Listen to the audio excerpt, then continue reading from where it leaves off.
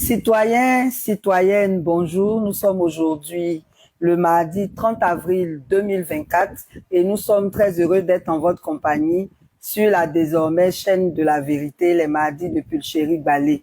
Pour ceux qui ne nous connaissent pas, nous sommes une plateforme de la société civile et tous les mardis, en direct d'Abidjan, nous faisons le point de l'actualité en Côte d'Ivoire, particulièrement des problèmes, des préoccupations des citoyens. Voilà.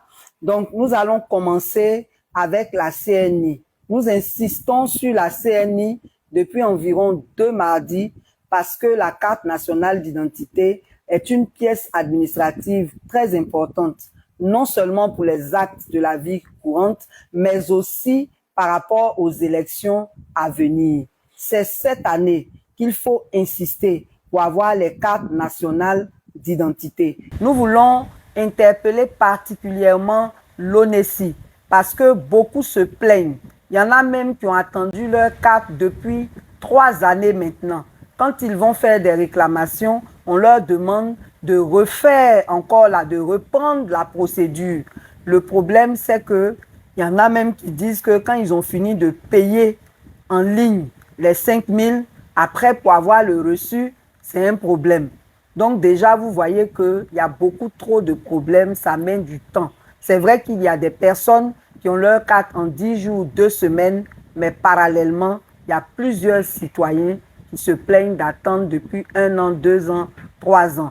Donc nous voulons vraiment que si ça continue, vous continuez de nous saisir, mais on interpelle l'ONESI pour prendre toutes les dispositions qu'il faut afin que tous ceux qui n'ont pas de carte d'identité puissent en avoir. Voilà. L'ONS, on vous avait dit la dernière fois que les gens se plaignent de l'ONS. Mettez les cœurs, mettez les cœurs. Après, vous allez vous plaindre qu'il n'y a pas de son. Ceux qui sont connectés, partagez et mettez les cœurs. Donc, je disais que l'Office national des sports, les travailleurs ont des impayés de salaire depuis janvier. Depuis janvier 2024, ils n'ont pas de salaire. Ça leur cause beaucoup de problèmes. Et donc, ils aimeraient que cette situation se régularise parce que ça humilie des chefs de famille qui ne peuvent plus scolariser leurs enfants, qui ne peuvent même pas payer leur loyer. Donc, nous interpellons le ministre en charge des sports, nous interpellons toutes les autorités qui sont en rapport avec ce problème de faire diligence afin de libérer ces travailleurs qui sont dans la détresse. On voudrait aussi insister sur la vidéo verbalisation. Ça continue. Le système est défaillant. Il y a des personnes qui ont leur véhicule immobilisé à qui on envoie des messages pour dire que leur engin a commis une infraction. On s'est même plaint, ce n'est pas seulement à Abidjan ici. Quelqu'un nous a envoyé un message de Dikodougou dans le département de Korogo pour dire que ça fait 2 mois sa moto est garée, mais il a reçu un message pour dire qu'il a commis une infraction. Donc, s'il vous plaît, faites en sorte que le système soit correct parce que c'est pas bien. C'est pas bien que beaucoup de personnes se plaignent de recevoir des messages qui ne sont pas vrais. Voilà, c'est pas normal. Donc, faites un effort. Il y a aussi toujours des plaintes par rapport au contrôle. Les contrôles sont exagérés. Nous aurions souhaité que le système soit modifié de sorte à intégrer dans le système des avertissements. On a pris quelqu'un aujourd'hui, on le note, on l'enregistre dans le système. Il n'est pas allé payer. On l'a pris demain, il n'est pas allé payer. On l'a pris après-demain, il n'est pas allé payer. Là, quand on l'arrête maintenant, là, et puis on dit non, si tu ne payes pas, tu ne bouges pas, il y a vraiment toutes les raisons de le faire. Donc, il faut intégrer dans le système une, je ne sais pas comment vous dites, comment vous faites, mais en tout cas, intégrer dedans qu'on puisse recevoir des avertissements de sorte que les gens puissent se préparer et que si jamais ils n'ont pas payé, on puisse vraiment sévir. Voilà, donc c'est important. On va maintenant parler de cherté de la vie avec les nouveaux péages. Vous savez qu'on avait déjà 8 péages en fonction. 2 à l'est, 2 sur l'autoroute du Nord, on va même dire 4 puisqu'il y a Tiebissou, Djebonois là-bas, là. Et puis, le pont HKB, l'autoroute de Bassam. Donc, on avait déjà 8 péages. Et on a annoncé pour 2024 12 péages. Et ces péages-là impliquent une augmentation du transport. Donc, on nous a annoncé qu'à partir de demain, 1er mai, 2 péages seront fonctionnels sur la route de Yamsoko-Boisflé-Daloa, précisément au niveau de Bozi et de Konaté. Donc, ça veut dire que sur cette route-là, le transport va augmenter. Voilà. Donc, on s'en plaignait déjà, mais ça continue. Et pour les 12 péages qui sont prévus, il y a 4 qui seront entre Dabou et San Pedro. 4 sur ces seules voies-là. Il y aura 2 sur la route PK 109 d'Ivo-Gagnoa. Il y aura 1 sur la voie de Boaké à Ferké. Il faut dire qu'au nord, il n'y a pas beaucoup de péages. Hein. Pourtant, il y a des routes internationales là-bas. Les routes ont été arrangées, tout, mais il n'y a pas de péage là-bas. C'est entre Boaké et Ferké seulement. On dit on va mettre un seul péage. Et ça, on s'en plaint parce que ce n'est pas normal. Si tout le sud est inondé de péages, pourquoi au nord, il n'y a pas de péage? Ce n'est pas tendancieux, mais c'est la réalité. Voilà. De toutes les façons, nous-mêmes, on ne veut pas de tous ces péages-là. Donc, ça va encore augmenter la cherté de la vie. Et à propos de cherté de la vie, il y a une marche qui a été avortée le 25 avril, le jeudi passé, simplement parce que les autorités ont refusé que la marche se tienne. C'est une marche qui a été initiée contre l'augmentation de 10% de l'électricité, qui a été initiée par un groupe de partis politiques appelé ADP, Alliance pour la démocratie et la paix. Voilà. Et donc, ils ont voulu faire une marche le 25 avril et un sit-in devant la CIE plutôt, donc 2 manifestations. Et les autorités de Côte d'Ivoire, comme à leur habitude, ont opposé un refus à cela. C'est pour ça que nous disons que nous ne sommes pas dans un état de droit. Vous allez voir, il y a des marches qui ont été annoncées pour demander au président de faire un 4e mandat ce mois de mai là. C'est ça qui sera l'actualité. Vous allez voir que ces marches-là vont se faire sans problème. Mais pour ce qui concerne tous les citoyens, la cherté de la vie n'a pas de couleur politique. Elle n'a pas d'ethnie. On n'a pas un marché à part pour les gens du RHDP. C'est nous tous qui sommes concernés. Et ces marches-là ne sont pas autorisées. Ça veut dire qu'il n'y a pas de liberté d'expression en Côte d'Ivoire, donc ce n'est pas un état de droit. Pour continuer sur la cherté de la vie, nous voulons vous demander de vous apprêter. Parce qu'on est obligé de manifester. On n'a même pas le choix. Parce que les augmentations sont désordonnées. La CIE même nous ment. Ils ont annoncé 10%. Ça va jusqu'à 40% pour certaines personnes, même 50%. Chacun a son expérience parce qu'il n'y a pas d'harmonisation dans ces augmentations-là. Chacun, selon ses factures, vit son expérience. Donc, il faut qu'on s'apprête parce qu'il y a un moment où on sera obligé de se lever. Voilà les péages qui viennent de s'augmenter. Récemment, ils ont augmenté le prix du sucre.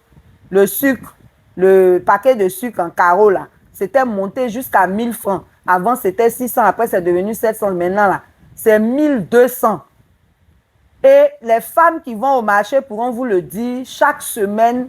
En tout cas, si c'est la même somme qu'elles prennent pour aller au marché, ça ne suffit jamais.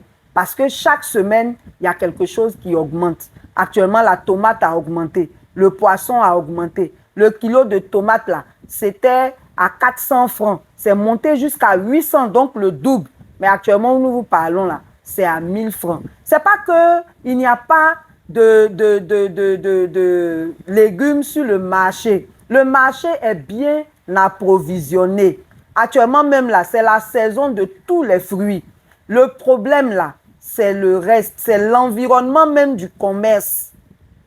Il y a un problème pour le transport de ces denrées alimentaires là qui fait que finalement c'est cher. Il y a les taxes qui font que c'est cher. Donc la cherté de la vie là, c'est pas en rapport avec l'approvisionnement. Actuellement, ce que nous vivons là, les marchés sont bien approvisionnés, mais ce sont les taxes qui sont chères, c'est le transport qui est cher, c'est tout l'environnement du commerce qui est cher et cela se répercute sur les produits. Donc, citoyens, citoyennes, celui qui a peur et puis il dit il ne manifeste pas là, il n'a qu'à se taire aussi. Mais si vous vous plaignez de vos factures du marché, de tout en général, il faut que vous vous apprêtiez à manifester. Parce que c'est quand nous allons manifester, c'est quand nous allons être solidaires que l'État va faire quelque chose. Mais tant que vous jouez les peureux, les gens qui parlent dans les salons, dans les maquis, dans les bureaux, qui ne sont pas prêts à se lever pour eux-mêmes, on va tous nous écraser. Et c'est dans ça qu'on est actuellement. Tout ce dont on se plaint là, ça empire parce qu'on ne nous considère pas. Donc, prenez vos dispositions. On va s'apprêter pour une vraie manifestation. Voilà. OK, on va avancer toujours dans la même veine de cette affaire d'état de droit là. Je vous disais, on n'est pas dans un état de droit. À l'INFPA, l'Institut national de formation aux professions agricoles, il y a eu des problèmes. Les étudiants se sont plaints parce qu'ils passent un concours de la fonction publique pour entrer dans cette école. Ils ne comprennent pas pourquoi on leur impose encore un concours d'intégration. Le problème, c'est que il y a des gens qui passent le concours de la fonction publique et puis ils sont automatiquement élèves fonctionnaires, comme les ENAC, comme les gens du CAFOP, de l'INFAS et autres. Et puis, il y a des gens à qui on fait passer les concours aussi de la fonction publique. Et puis après, on leur demande encore de passer un concours d'intégration. C'est ce qu'ils ne veulent pas. Et ils ne veulent pas, là, c'est pas ne pas vouloir pour ne pas vouloir. En réalité, depuis 2018, les gens affichent des tableaux selon lesquels chaque année, il y a un certain nombre qui est embauché. C'est pour ça que nous parlions d'audit du fichier de la fonction publique. Parce que si on dit que chaque année, on embauche près de 1700 personnes au ministère de l'Agriculture, comment se fait-il que pour le concours d'intégration, on ne retienne qu'une quinzaine ou une vingtaine de personnes et puis les autres, on les met au chômage? Et depuis 2009, tous ceux qui sont entrés dans cette école-là, il y en a qui ne travaillent pas jusqu'à aujourd'hui. Alors qu'en principe, on devait prendre certains à la fonction publique et puis d'autres, on devait les aider à s'installer. Voilà. Parce que quand les gens parlent, ils font comme si les gens ont les moyens et puis ils ne veulent pas investir. Dans la Côte d'Ivoire d'aujourd'hui, là, on ne connaît pas les statistiques, mais je parie que plus de la moitié de la population est pauvre. Et si les gens sont pauvres, qui font l'effort d'inscrire leurs enfants, de leur donner les moyens de passer les concours, ils n'ont pas les moyens de les installer. L'année de la jeunesse, là, on dit c'est sur 3 ans. Ça a commencé l'année passée.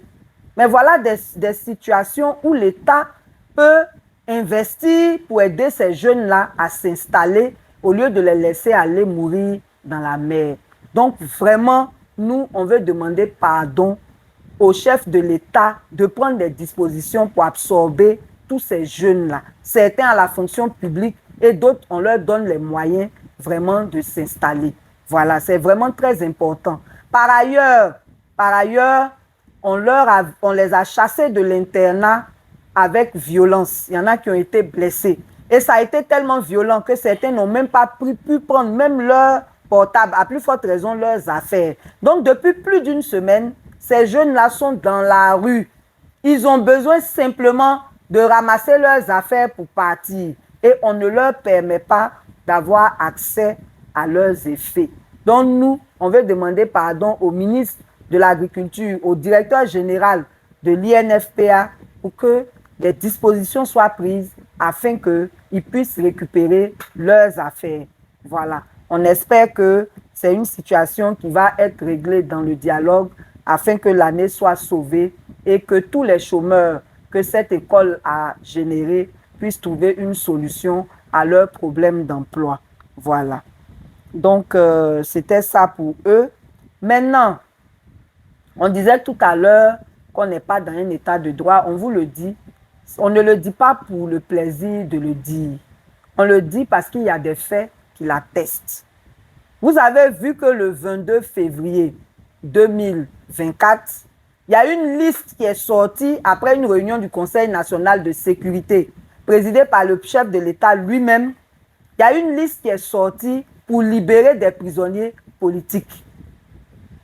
C'était un jeudi, le 22 février. Dès le 23 février, il y a des prisonniers qui ont effectivement été libérés. On a vu le général Dogbo Blé, on a vu Soul Toussoul, on a vu, comment on appelle ça, tous ceux qu'ils ont libérés, en tout cas, on les a vus. Mais il se trouve que sur cette même liste-là, il y a des personnes dont les noms figuraient sur la liste qui n'ont pas encore été libérées. Et moi, je veux parler du cas particulier de Dogo Nyato Ange parce que c'est un membre de la société civile qui a été injustement incarcéré depuis 2020 sans jugement. Et le 27 avril 2022, on ne sait par quelle procédure légale, on peut partir de la Maka dans un camp commando. Lui et 3 autres de ses amis, on les a transférés au camp commando de Koumassi. Depuis le 27 avril 2022. Et c'est là-bas ils étaient depuis quand le 22 février, lui, son nom est apparu sur la liste. D'abord, ça ne devait pas être son nom seul parce qu'il est dans le même dossier qu'un autre qui s'appelle Luku Kwame Charles. Et les 4 qu'on a transférés là-bas, il y a un qui s'appelle Maïlé Guy, il y a un qui s'appelle Traoré Zakaria. On ne sait pas pourquoi on n'a pas pris les 4. Maintenant, si on n'a pas pris les 4, lui seul aussi, on a mis son nom là. Tous ceux dont on a mis les noms, ils ont rejoint leur famille. Lui, il est encore là-bas, au camp commando de Koumassi, en détention. Donc là, on veut interpeller le procureur de la République. On veut interpeller le ministre de la Justice. Quand vous prenez des décisions qui sont officielles, que vous avez publiées, vous devez veiller à ce que ce soit appliqué. Ce n'est pas normal. Pourquoi lui, il a son nom sur la liste et puis il n'est pas libéré? Quelqu'un qui a fait plus de 3 ans en prison sans jugement. Je vais rappeler que dans le code de procédure pénale, là, en matière criminelle, les gens peuvent être détenus pas plus de 24 mois, pas plus de 2 ans. C'est 8 mois, renouvelable 2 fois, si le juge a justifié pourquoi est-ce que la détention préventive doit être prolongée. En matière correctionnelle, c'est 6 mois. Renouvelable aussi 2 fois si le juge explique pourquoi est-ce que cette détention préventive doit être prolongée. Donc, quand on fait 6 fois 3, 18 là, ça veut dire qu'au bout de 18 mois, si on n'a pas jugé quelqu'un, on doit le libérer, quitte à le mettre sous contrôle judiciaire. En matière criminelle, si au bout de 2 ans, on ne l'a pas jugé, on doit le libérer, quitte à le mettre sous contrôle judiciaire. Mais dans notre pays ici, je vous ai dit, je vous avais parlé du cas de Bleu Axel Boris. Il a fait 10 ans propre. Il a fait 10 ans. On l'a arrêté en mars 2013. Il a dépassé 10 ans là même, non, 2014, oui. Il a dépassé, puis on s'en va en mai. Il est là-bas. Et ce n'est pas le seul. Il y a beaucoup de cas comme ça.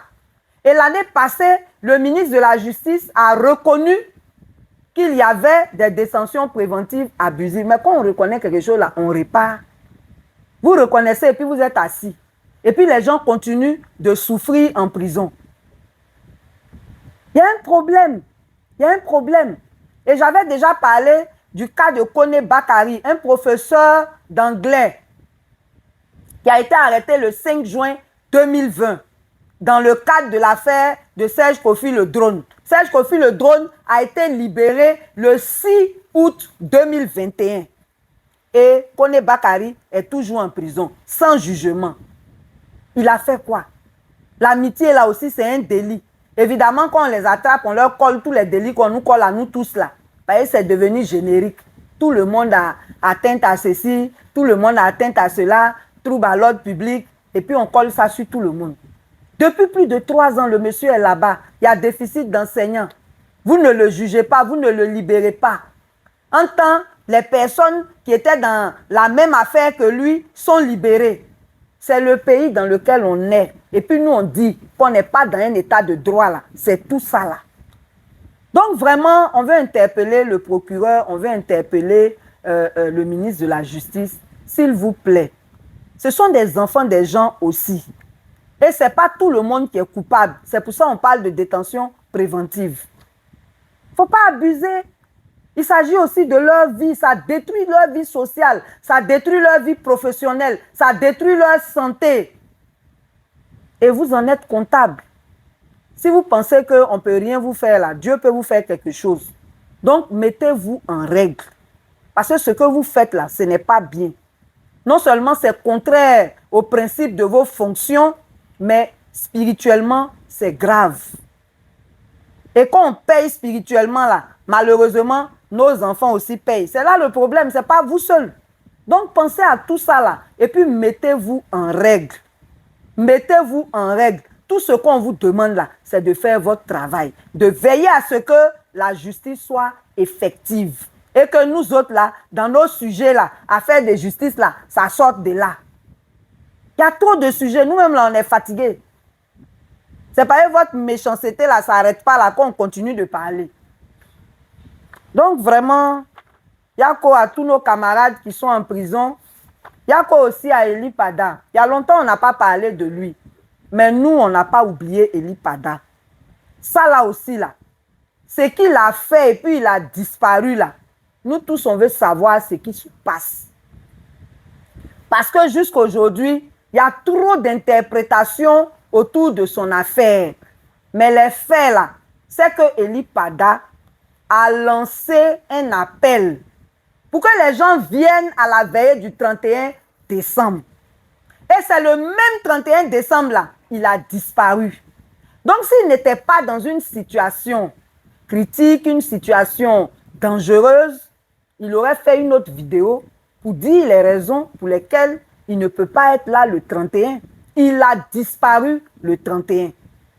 Après, il vient faire une vidéo bizarre qu'on sent même sous la contrainte pour dire qu'il s'est retiré. Tu as appelé les gens à venir le 31, tu te retires là, tu dois les informer. Tu ne peux pas te retirer comme ça.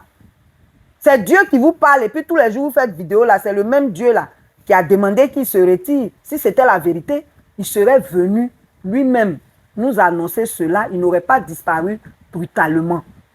Et jusqu'aujourd'hui, on ne l'a pas encore vu. Et il y a des gens qui prétendent qu'il est mort. S'il est mort là, où est son corps? Nous, c'est tout ce qu'on veut. On veut le voir et on ne comprend pas pourquoi quelqu'un qui est aussi connu, il disparaît et le procureur de la République ne fait rien pour le retrouver. En tout cas, s'il a fait quelque chose, on veut savoir parce qu'on n'est pas informé. Pour les Assalés, pour les autres, là, il fait communiquer. Il n'a qu'à faire communiquer aussi pour dire que je suis affaire d'Eli Pada, là. Voilà ce qui se passe. Voilà où on en est. Là, nous, on sait que vraiment, il veille. Il veille. C'est son rôle de veiller sur la justice dans notre société et de réagir quand il y a quelque chose qui ne va pas. Donc, Eli Pada, là, ce n'est pas un citoyen lambda. Ce n'est pas un citoyen lambda.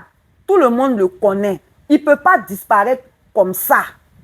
Et nous, on n'est pas là pour écouter tous ceux qui bavardent à côté. Même ce que les gens de son église disent, là, on est en Côte d'Ivoire. Quelqu'un même qui n'est pas menacé, là, il ne peut pas se comporter comme ça. Il y a longtemps, l'église même allait prendre un avocat, l'église même allait prendre des initiatives.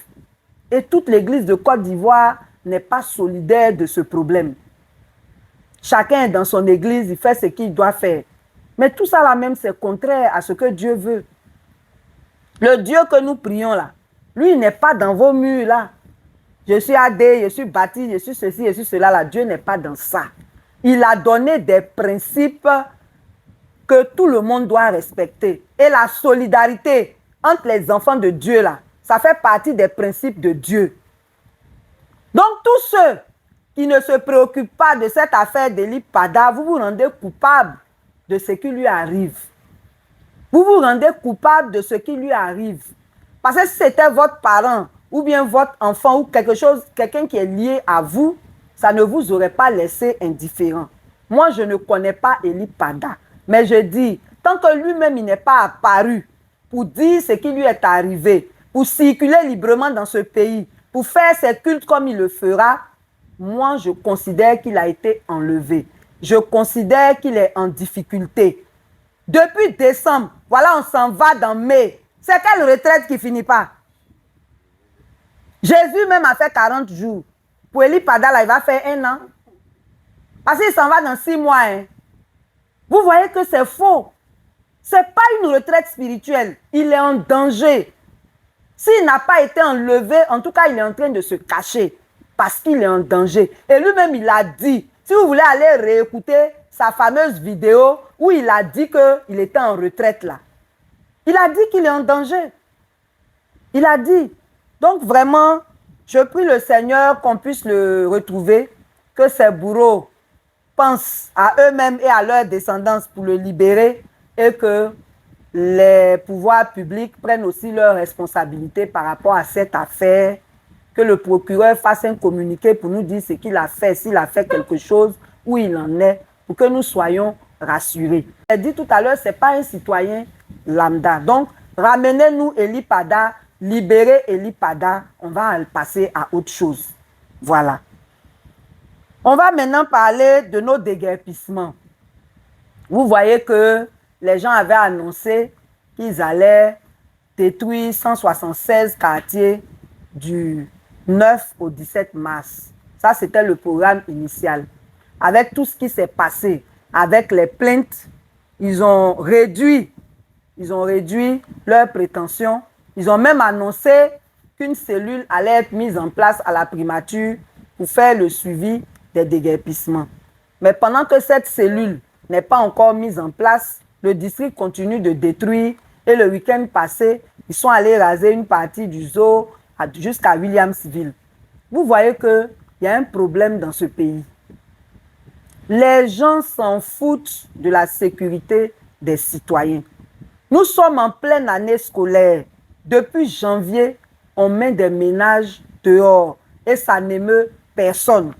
Les partis politiques là, ils sont allés faire pèlerinage à GESCO, après ils se sont assis. Ils ne parlent plus de ça. Après, c'est pour venir faire campagne pour élection. C'est l'élection seulement qui est dans leur tête. Les gens qui doivent vous voter là, on est en train de les tuer. On est en train de les détruire. On est en train de détruire la scolarité de leurs enfants. C'est le pays dans lequel on est. Des politiques qui n'aiment pas le citoyen. Des gouvernants qui n'aiment pas ceux qu'ils gouvernent. Chaque semaine, il y a quelque chose pour nous oppresser, pour nous faire du mal. Et c'est comme ça, la fameuse cellule, depuis le 13 mars, on l'a annoncé, comme ce n'est pas une priorité pour elle, jusqu'aujourd'hui, la cellule là, on ne l'a pas encore vue. Et le district continue de détruire. Et les gens sont dans la rue. Les mauvaises mesures même qu'ils ont prises là, ils ne sont pas capables de les appliquer correctement. Ils ont commencé à GESCO, leur affaire de relogement là. Ils ont dit au début que c'était seulement pour les locataires, comme si c'est les locataires seulement on a mis dehors. Mais on a mis aussi les propriétaires résidents dehors. Ça devait être pour tous les ménages qu'on a mis dehors. Parce que même ce que vous avez prévu pour les propriétaires là, jusqu'à aujourd'hui, ce n'est pas encore prêt. Les terrains là sont où? 1 million, on dit on va leur donner là, bien qu'1 million ne puisse pas construire une maison là. Tout ça là, ça est où? Donc, l'indemnité de relogement là, c'est à tout le monde on devait donner. Si c'est vraiment des gouvernants qui pensent à leur population, d'abord même s'ils pensaient à vous, ils ne vous auraient pas fait subir ça. Ça, c'est le premier problème. Mais maintenant, même les mesures qu'ils ont prises pour atténuer là, ils ne sont pas capables d'appliquer. Et comme ils n'ont pas fait de recensement avant de commencer à donner ces indemnités-là, on a des listes frauduleuses où il y a le double du nombre de personnes victimes, où les victimes, les vraies victimes, ne sont même pas sur les listes. On a vu ça à Yopougon, on a vu ça à Tekoubé. À Tekoubé même là, la liste là, on a ça. Il y a des noms même des personnes qui travaillent à la mairie qui ne sont pas victimes dessus. Vous voyez dans quoi vous mettez. Et puis, c'est notre argent que vous prenez pour faire des bêtises pareilles. Pour mettre ça dans la magouille, dans les fraudes organisées. Parce que si vous ne vouliez pas de fraude, vous auriez fait des recensements avant. Et si vous ne vouliez pas de fraude, vous auriez reconstitué les listes avec les victimes. C'est moi, je suis propriétaire, c'est moi qui connais mes locataires. Pourquoi c'est quelqu'un d'autre qui va aller faire la liste? C'est sur quelle base? Donc, c'est les victimes qui devaient donner la liste des sinistrés, des vraies victimes. Tout ça, là, ça relève de la logique. Mais il n'y a pas de logique dans ce pays. Il n'y a que des intérêts malsains que les gens cherchent à satisfaire. Il n'y a que ça. Et personne ne parle.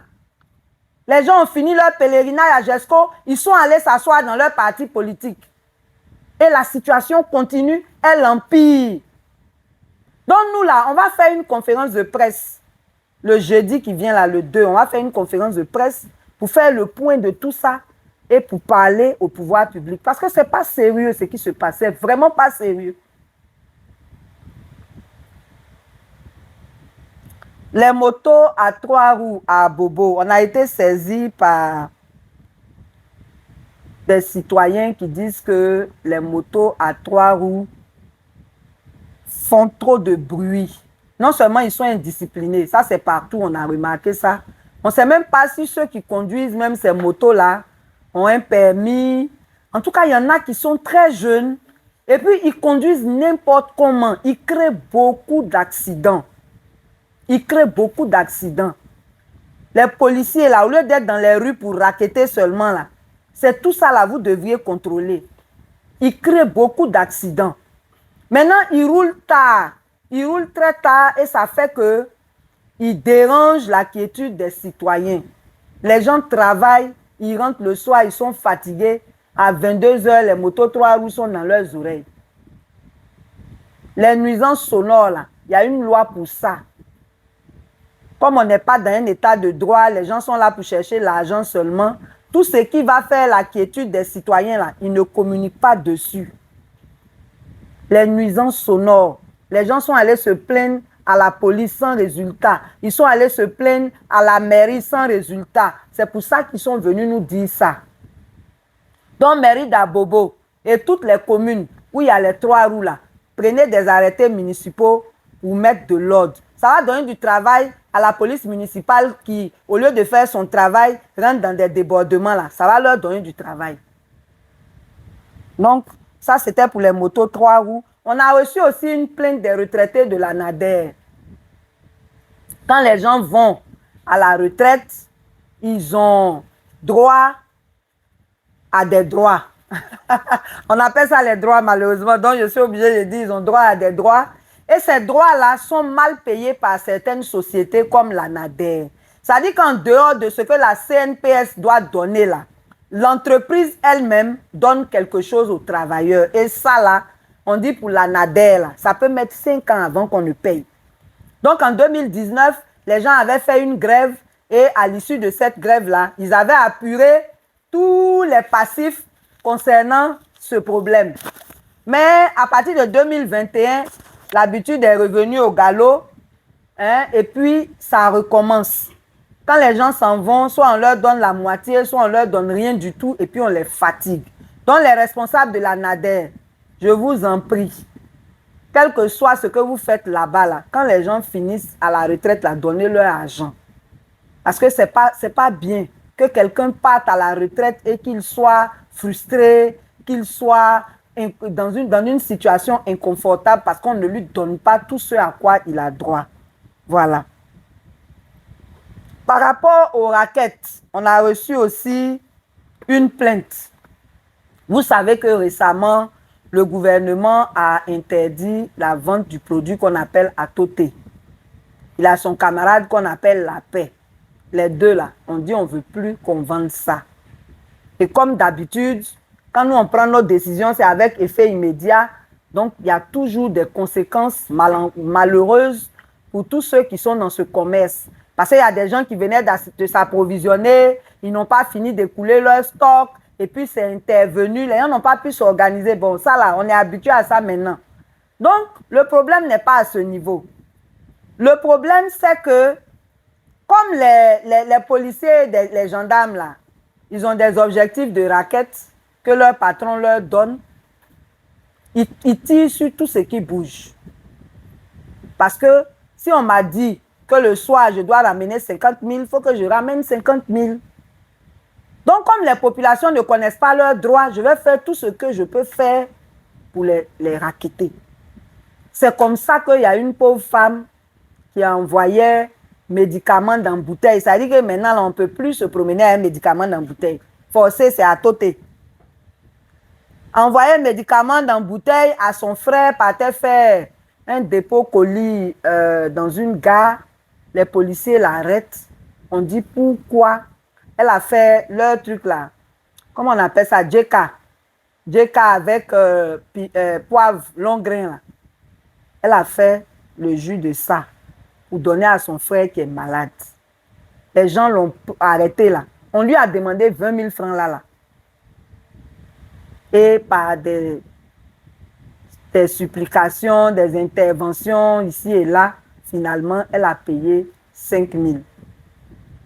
Donc vraiment, les policiers, les gendarmes là, on vous demande pardon.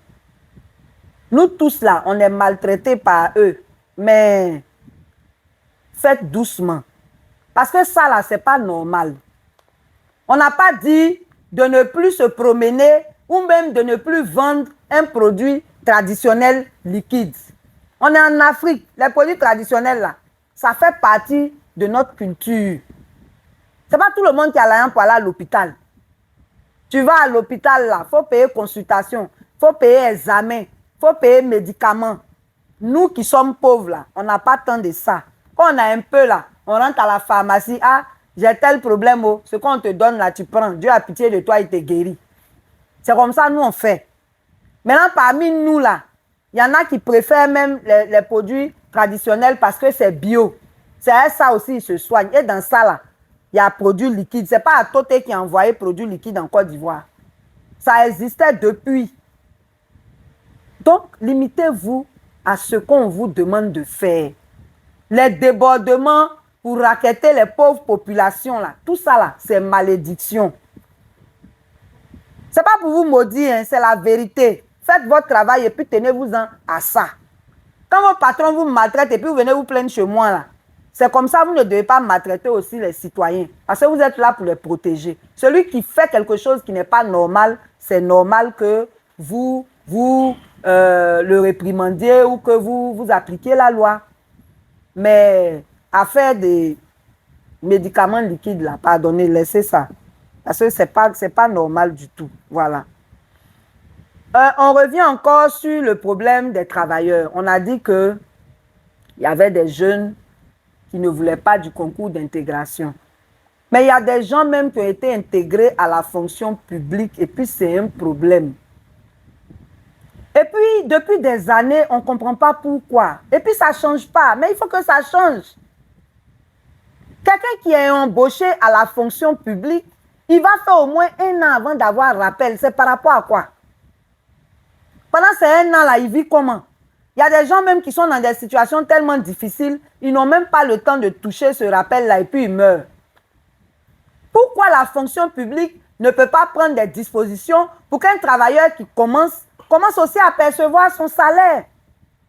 Il va vivre de crédit et de stress avant que le rappel n'arrive. Il y en a qui meurent. Il y a des gens aussi, on a affecté à la fonction publique, ils n'ont pas de poste. Ils n'ont pas de poste. Et puis l'État les paye cadeau.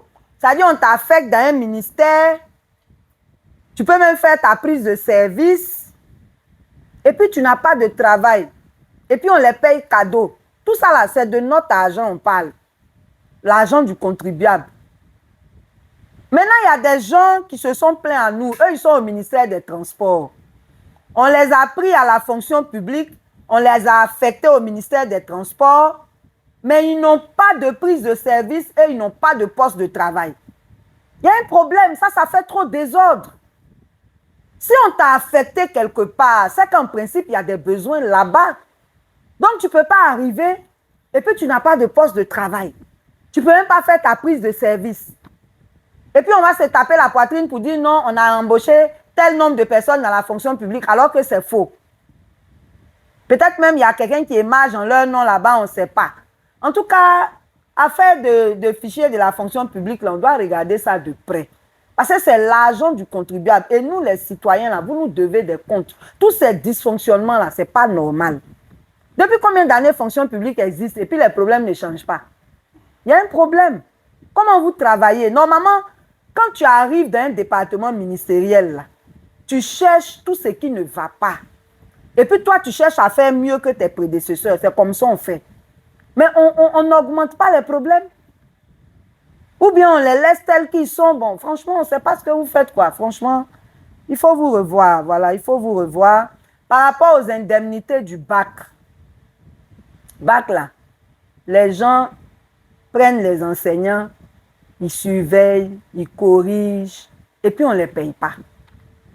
Donc, indemnité de bac, on a parlé de ça la dernière fois. Il paraît que depuis qu'on a parlé de ça, ils sont en train de payer les indemnités de 2023. Donc, merci au ministère pour ça. Mais il y a des gens de la Drena 4, Abidjan 4, à Bobo. Depuis 2022, ils n'ont pas reçu indemnité là. Où c'est passé? Donnez-leur argent. L'ouvrier là, il mérite son salaire. Et on espère que cette année 2024 là, ils vont payer rapidement. Donc, ce qu'on veut signaler ici, c'est qu'à la Drena Abidjan 4, la Bobo, il y a plus d'une centaine d'enseignants qui n'ont pas reçu les indemnités de 2022. Voilà. Donc, corrigez ça. On va parler maintenant du problème des VTC. Avant de parler du problème des VTC, on veut aussi remercier le ministère de l'Éducation parce qu'il y a des COJES qui nous ont dit qu'ils ont commencé à recevoir leur argent. Mais il serait bien que désormais, ils reçoivent ça à temps. Parce que l'année est en train de finir. C'est maintenant qu'ils reçoivent leur argent. Comment les établissements ont fonctionné en temps, ce n'est pas bon du tout. Donc, il faut qu'à partir de maintenant, vous preniez vos dispositions pour que les COJES reçoivent leur argent à temps. Le problème des VTC, il y a beaucoup qui se sont plaints, pourquoi on n'en parle pas, ceci et cela. On en a parlé l'année passée et on a écouté les souscripteurs. Mais dans notre pays ici, là, ce genre de problème, il ne faut pas le traiter sans avoir écouté toutes les parties. Parce que les responsabilités sont partagées. Et avant VTC, là, on a connu les maisons de placement. On a connu agrobusiness. Donc, ce n'est pas nouveau dans ce pays. Et justement, à la faveur des anciens dossiers là, les gens ont créé, l'État a créé un comité de veille pour ce genre d'activité là. Donc, nous, on a écouté les souscripteurs. Les souscripteurs n'avaient pas de problème avec les différents promoteurs. On payait tranquillement leur RSI, les retours sur investissement. Quand subitement, en mai 2023, l'État a décidé de suspendre les nouvelles souscriptions et l'État a demandé aux promoteurs de rembourser immédiatement l'argent des souscripteurs sans même avoir parlé avec les promoteurs. C'est ça le problème. Tu donnes des ordres à quelqu'un sans savoir si la personne a les capacités d'exécuter cela. Donc, quand nous, on a fini d'écouter les souscripteurs, on a exposé leurs peines, leurs problèmes et les conséquences de cette décision, on a aussi rencontré les promoteurs. Et les promoteurs nous ont dit ce que l'État fait toujours, prendre des décisions sans associer les acteurs du secteur. C'est pour ça qu'ils prennent de bonnes décisions qui ne prospèrent pas ou qui deviennent impopulaires parce que ce n'est pas pris avec la bonne méthodologie. C'est une affaire d'argent. Ça coûtait quoi à l'État d'appeler les promoteurs pour leur dire, bon, nous à partir de telle date, on veut faire ceci, on veut faire cela. Comment, quelle décision on peut prendre ensemble pour garantir que les souscripteurs puissent entrer dans leurs fonds? C'est ça un État responsable. Parce que le plus grand nombre là, c'est les souscripteurs. Donc l'État devait veiller à leurs intérêts. Ce n'est pas ce qui s'est passé. L'État a pris sa décision, ça s'est imposé aux souscripteurs et ça s'est imposé aux promoteurs. Le problème, c'est que les promoteurs, dans leur système là, ils intégraient aussi les nouvelles souscriptions qui ont été suspendues. Le problème, c'est que les promoteurs, dans leur système, ne s'attendaient pas à rembourser en masse tout le monde. Vous-même, vous savez que chaque souscripteur avait son calendrier. Et ça se passait bien. C'est l'État qui est venu pour perturber tout ça avec sa décision. Donc, le vrai coupable de toute cette affaire, c'est le comité de veille lui-même. Maintenant, il a créé des problèmes. Le comité de veille lui-même, on l'a rencontré. Il nous a expliqué le 28 décembre 2023, ils nous ont reçus à la salle de conférence du Trésor. Ils nous ont tout expliqué. Leurs raisons sont valables. Mais le problème, c'est la façon dont ils ont pris la décision et la façon dont elle a été appliquée. Ils devaient prendre la décision en impliquant les promoteurs et ça devait être appliqué avec même un encadrement de l'État lui-même. D'autant plus qu'on n'est pas à la première expérience. Conclusion, les promoteurs sont complètement perturbés dans leur système. Ils ne peuvent pas rembourser l'argent de tout le monde en bloc. Ce n'est pas de l'argent qui était stocké quelque part qui attendait. C'est de l'argent qui travaillait aussi sur le terrain. Donc, il y a eu des problèmes. Vous-même, vous avez vu qu'il y a des promoteurs qui ont fui. Là, maintenant, je m'adresse aux souscripteurs. Il y a des promoteurs qui ont fui. Donc, ceux qui ont fui, là, ou bien qui ont déclaré faillite, là, leurs souscripteurs ne peuvent même plus entrer dans leurs fonds. Donc, quand c'est comme ça, là, vous qui avez encore vos promoteurs qui sont là, comme KDS et Sotok, et qui payent, il faut trouver des arrangements avec eux pour entrer dans vos fonds. Parce que si par malhonnêteté ou pas, un se lève et puis il dit que lui, il déclare faillite, là, vous allez l'envoyer où? Parce que votre contrat, là, ce n'est pas avec le responsable de la société, hein, c'est avec la société. Donc, s'il déclare faillite, là, c'est fini. Ça ne va pas quelque part, comme on dit. Donc, là, à partir du moment où les sociétés ne fonctionnent plus comme il se doit, payer les RSI devient impossible. C'est pour cela qu'ils ont proposé que les gens résilient leur contrat et qu'ils s'entendent pour payer le capital. L'année passée, quand nous, on est allé voir KDS, KDS payait le capital avec un pourcentage dessus. Mais actuellement où je vous parle, là, la situation va en empirant. Donc maintenant, là, ils payent le capital simple, sans rien dessus. Maintenant, il y a eu beaucoup de rendez-vous qui n'ont pas été respectés dans les calendriers qui ont été donnés aux souscripteurs pour le remboursement. Là aussi, ça s'explique par plusieurs raisons. Pendant que le promoteur donne un calendrier par rapport à la disponibilité de fonds qu'il a, il y a des gens qui l'envoient en justice, il y a des interventions ici et là. Tout ça, ça perturbe le calendrier. Néanmoins, il y a des gens qui ont été payés. Donc, par exemple, si on prend KDS, sur les 3780 souscripteurs qu'ils avaient, ils ont payé 880 personnes à hauteur de 2 milliards 700 000. 700 millions plutôt. 2 milliards 700 millions. Il reste actuellement environ 2900 personnes à payer. Et nous, on est parti là-bas la semaine passée. On a parlé avec le responsable. On lui a dit les plaintes des uns et des autres. Parce qu'il y a beaucoup de gens qui viennent se plaindre à nous. Et il nous a parlé franchement. Mais il a trouvé une solution pour reprendre les paiements à partir du 3 mai. C'est-à-dire le vendredi qui vient là. Donc nous-mêmes, le 3 mai, on va se rendre là-bas pour suivre le paiement et puis faire un focus sur la situation. Ce qu'il nous a dit et que nous tous, on va suivre ensemble, c'est qu'à partir du 3 mai, tous les vendredis, il y aura des paiements. Ça, c'est un. Deuxièmement, ceux qui ont les petits montants, les montants inférieurs ou égaux à 1 million, eux, on va les payer intégralement. Mais c'est évidemment des listes par semaine. Il y aura 150 à 200 personnes qui seront payées par semaine. Maintenant, ceux qui ont les montants supérieurs à 1 million, ça sera payé en 4 parties, en un mois, donc en 4 temps. Voilà ce qu'on nous a dit là-bas. Nous là, on est société civile. Tout ce qu'on veut, c'est que les souscripteurs entrent au moins dans leur fonds. Quand on fait des affaires, on prend des risques. Quand on fait un investissement, on prend des risques. L'investissement, là, ça peut marcher comme ça peut ne pas marcher.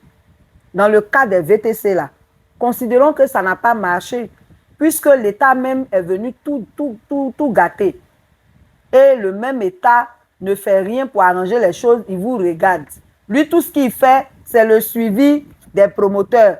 Tous les mois, les promoteurs s'en vont faire point là-bas. J'ai payé tant haut, et puis c'est tout. Ceux qui ont disparu même là, on ne sait pas si on les cherche. Donc, nous, c'est un conseil qu'on donne. Vous n'êtes pas obligé de l'accepter. Mais ce que nous pensons, plutôt que d'être dans la situation de ceux qui n'ont rien eu du tout, parce que leurs promoteurs ont disparu, dans le cadre de KDS et Sotoc, là, faites vos résiliations, allez chercher vos capitales, vous allez passer à autre chose. Parce que plus le temps passe, plus la situation empire et moins les propositions sont bonnes. C'est pour ça que je vous ai expliqué ce qu'ils faisaient au début et ce qu'ils sont en train de faire maintenant. Donc, on va s'arrêter là pour dire que nous tous, on va suivre ensemble l'évolution de ces remboursements-là et on espère que tout va se passer bien. Rappelez-vous que agrobusiness, ça a été pire. Là aussi, les contrats se passaient très bien entre les souscripteurs et les sociétés. Un matin, l'État s'est levé, il dit c'est fini. Pour agrobusiness, là même, c'est pire parce qu'on ne sait même pas où les promoteurs sont passés. Leur argent même a disparu.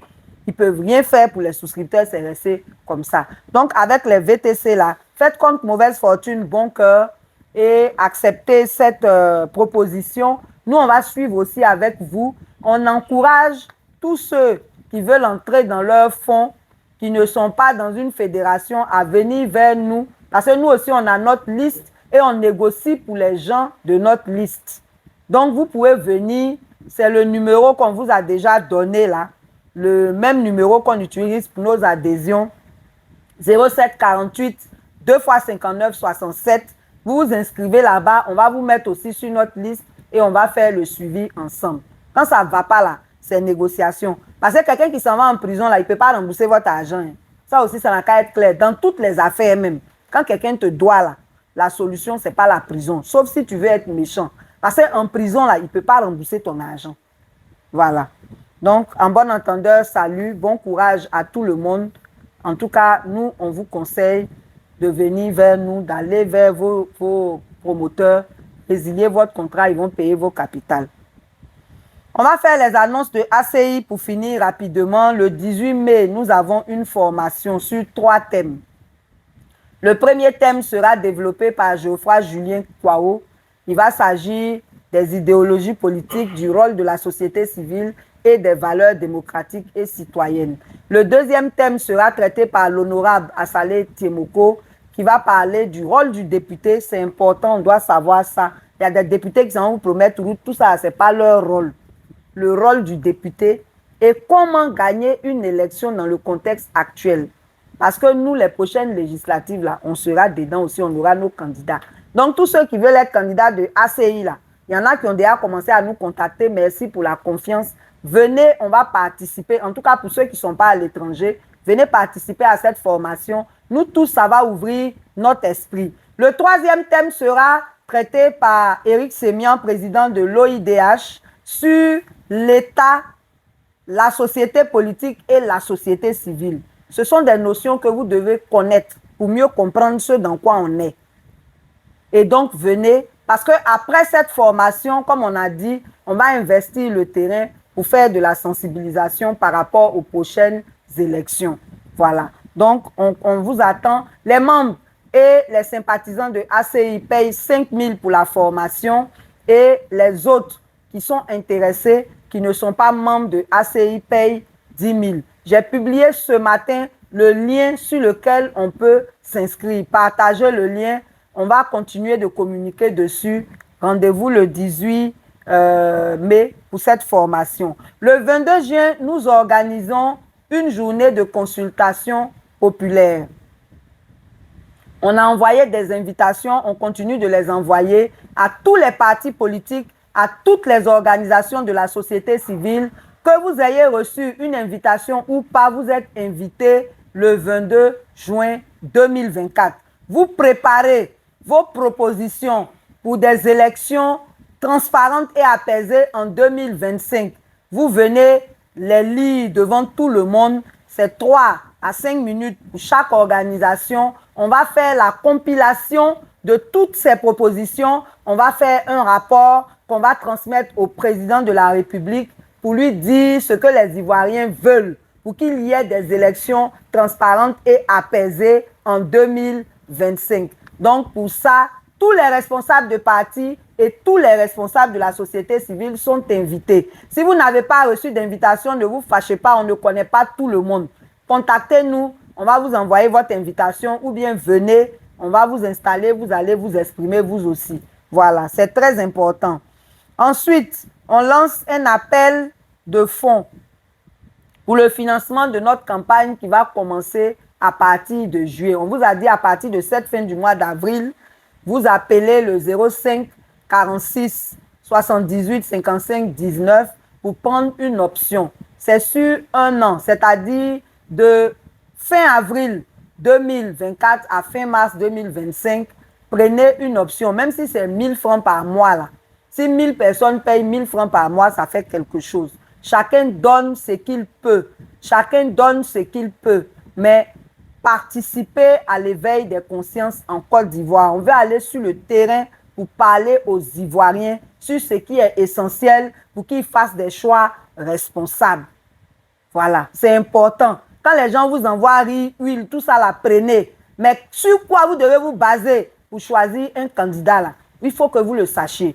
C'est très important. Donc, on attend vos appuis, on attend vos aides. On remercie tous ceux qui nous aident. Il y a M. Niamke qui est aux États-Unis qui nous a envoyé du matériel de communication. En tout cas, en matière de matériel de communication, on commence à être vraiment bien équipé. Merci beaucoup. On a encore besoin d'ordinateurs, on a encore besoin de nouveaux portables, on a encore besoin de disques durs pour qu'on soit complètement équipé. On a aussi besoin de matériel, de mobilier de bureau. On a besoin de beaucoup de choses. Donc, pour tout ça, vous contactez toujours le même numéro, le 05 46 78 55 19. Voilà. Dimanche prochain, 5 mai, nous serons sur The Mind Radio. Vous savez que tous les premiers dimanches du mois, on se retrouve avec nos frères de la diaspora sur cette radio pour parler de l'actualité du mois passé. Donc, le 5 mai, nous allons parler de l'actualité du mois d'avril